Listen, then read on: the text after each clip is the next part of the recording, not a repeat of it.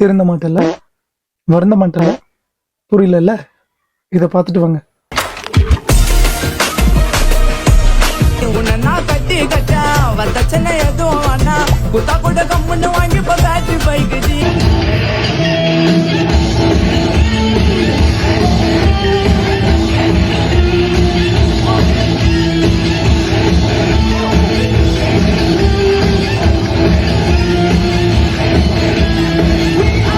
அடே வண்டுருட்டான் தலைவங்களா, உங்கனால என்ன கதை அப்படின்னா, மோஸ்ட் ஆஃப் த பீப்புள் இந்த மாதிரி தான் வீடியோஸ் எல்லாம் பண்ணிட்டு இருக்காங்க அப்படின்னு சொல்லிட்டு நான் நினைச்சுக்கிட்டு இருந்தேன். பட் ஆக்சுவலி பண்றது வேற யாரும் இல்ல, இந்த குட்டி குஞ்சானுங்க தான்.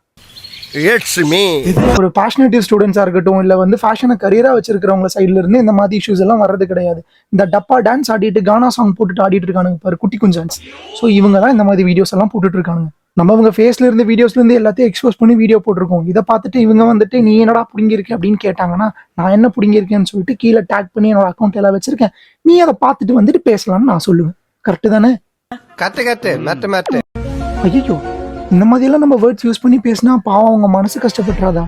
அப்படித்தான்டா பேசினேன். ப்ராப்பரா ஒரு பெஜன் போனது கிடையாது, ப்ராப்பரா ஒரு ஆடிஷன் அட்டென்ட் பண்ணி கிளாஸ் ரிவ்யூ பண்ணது கிடையாது. டைரக்டா காசை கொடுத்து ஒரு ரன்வேக்கு போயிடுறது, அதுக்கப்புறம் ஃபேமா இருக்கிற யாரோ ஒருத்தரை பிடிச்சி அவங்க கூட வீடியோஸ் போட்டு ட்ரெண்ட் ஆயிடுறது. இதுல தன்னைத்தானே எப்படி தன்னைத்தானே சூரியன்னு சொல்லிக்கிறது, கொரியோகிராஃபர்னு சொல்லிக்கிறது.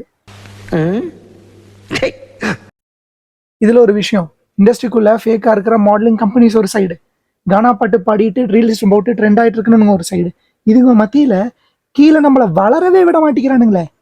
தோழரே, இதெல்லாம் வேண்டாம், அவனை மதியம் நீயும் ரீல்ஸ் எல்லாம் போட்டு ட்ரெண்ட் ஆயிரு அப்படின்னு சொன்னீங்கன்னா எனக்கு தெரியும் நீ மூடு முடிஞ்சு.